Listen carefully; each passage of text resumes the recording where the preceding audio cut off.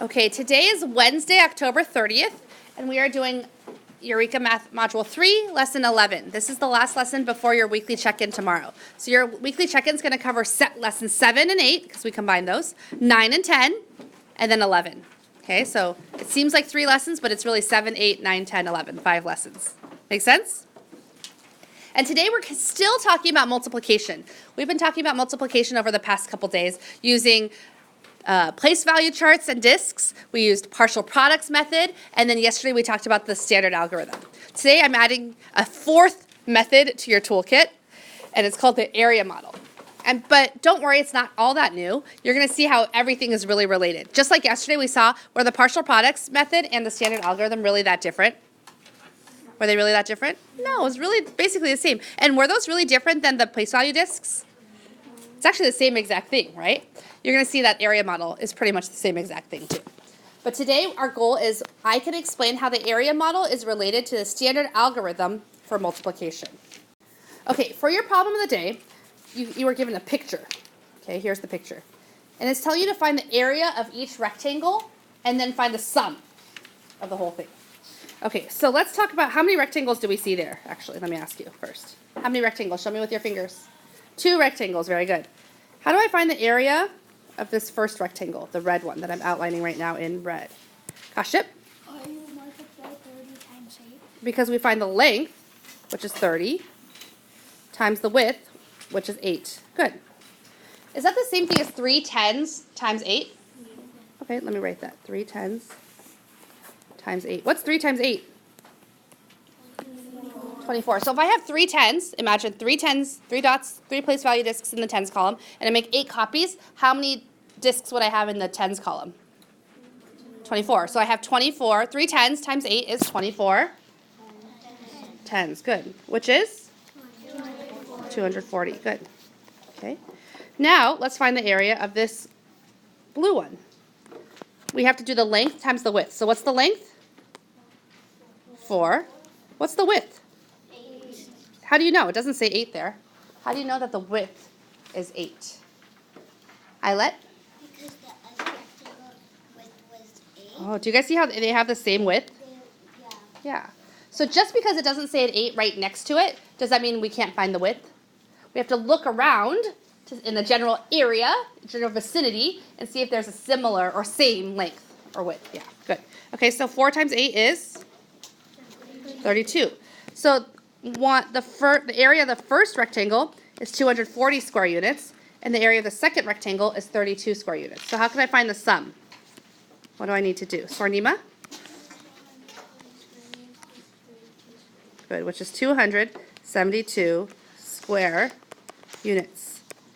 And that's my final answer.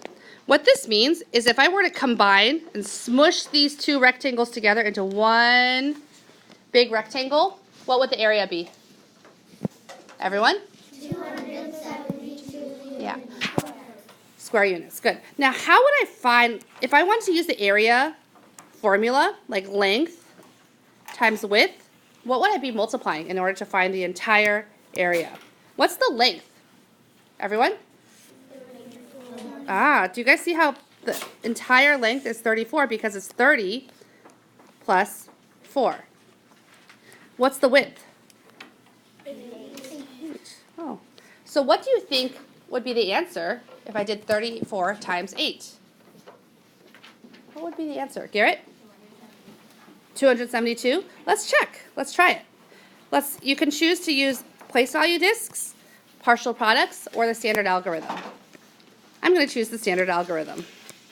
38 times 4. I'm going to do 8 copies of 4 ones, which is 32. I'm going to write the 2, but regroup the 3 into 3 tens. Then I'm going to do 3 tens times 8, which is 24 tens plus 3 more tens.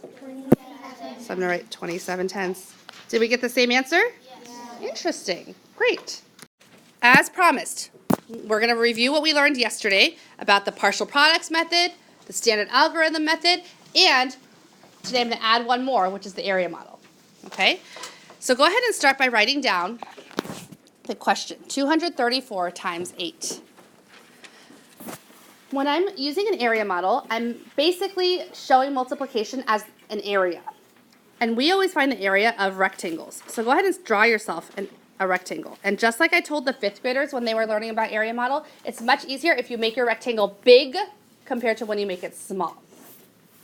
Okay, now, if I want to show 234 times 8 using an area, I would have to make one of them the length and one of them the width. Do you guys agree? So I would make 234, because it's bigger, the length, and I would make 8 the width. And the area would be of that rectangle would be 234 times 8. Except that's a little bit difficult to do. So instead of thinking of it as 234, I could split it up using expanded form. I could say that this is 200 plus 30 plus 8. Do you guys, oh sorry, plus 4. Do you guys agree? Is 200 plus 30 plus 4 234? Yeah. And so what I could do is I could actually split it up into 3 separate rectangles. Just like in our problem of the day. Do you guys see that? Yes? Then I could find each individual area.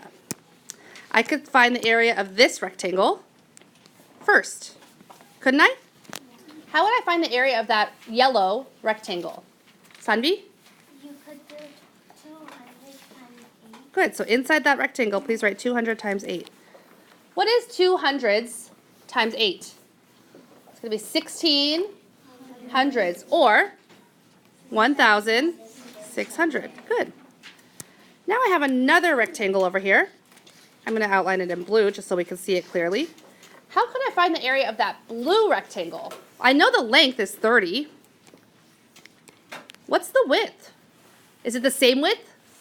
Yeah, it doesn't say 8 here, but do you guys see how it's the same width as over here? So it's 30 times 8. Is that the same thing as 3 tens times 8? No. So what's 3 tens times 8? 24. 24 tens, or? 240. Okay. Make sure you write the whole numerical expression inside. 30 times 8 equals 240. Don't just write the area 240. That's how people mess up. That's how 5th graders have been making a lot of silly mistakes. Okay?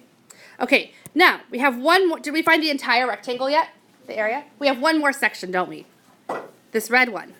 How do we find the area of that red rectangle? Avani? 4 times 8. 4 times 8. Very good. Which is? 32. 32. So we have 3 different areas. 1,600, 240, and 32. Now, which one's the final answer? Which one represents the answer of 234 times 8?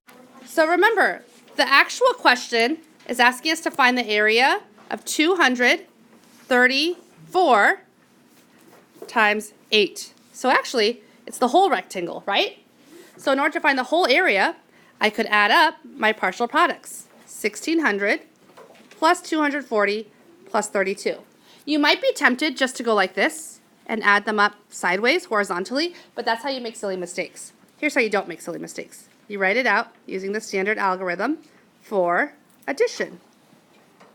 Because then you make sure all of your place value positions are lined up, right? And then you won't make silly mistakes because you can easily see how many ones do we have? 2. How many tens do we have? 7. How many hundreds? 8. How many thousands? 1. So my product is 1,872. Let's first see how this is related to the partial products method. So go ahead and write 234 times 8.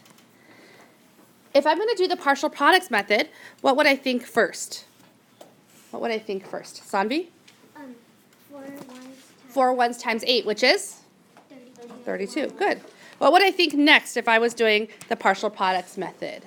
Kaship? 3 times 3 times times 8, which is? 24. Which is? 240. 240. Good. And I would write that down. What would I think next if I was doing the partial products method? Sachi? 8 times 2. 8 times 200s, which is? 1600s, which is? 1,000. Okay, very good. And I would record all those partial products. And as I know, then I would add it up to find my total product, which is 1,872. Looking at the area model, how does this relate? Do you guys see? There's the partial product. There's that partial product. And there's that partial product. So the area model just shows you the area of each partial product, or each partial product as an area. See that? Cool, huh? Okay, but we're still not with our learning goal today, because our learning goal, we have to explain how the area model is related to the standard algorithm. So let's take a closer look at that now. Again, we write 234 times 8. What do we think to ourselves first if I'm going to be doing the standard algorithm? We think 4 ones times 8, which is 32. We record the 2, but we regroup the 3. Okay. Then what do we think to ourselves? What do we think to ourselves next? Sparsh? 3 times 8. 3 tens times 8, which is? Which equals 24 tens. Plus 3 tens is? 27. 27 tens. Good, so we're going to write the 7 down, but regroup the 2. Then what do we think to ourselves? Sunvi? 200 times 8. 200 times 8, which is how many hundreds? 16. 16 hundreds, but we have to add 2 more that we regrouped, which is 18 hundreds. Can you guys see how, for the standard algorithm, we thought to ourselves 4 times 8, then we thought to ourselves 3 tens times 8, then we thought to ourselves 2 hundreds times 8. So how is the standard algorithm related to the area model?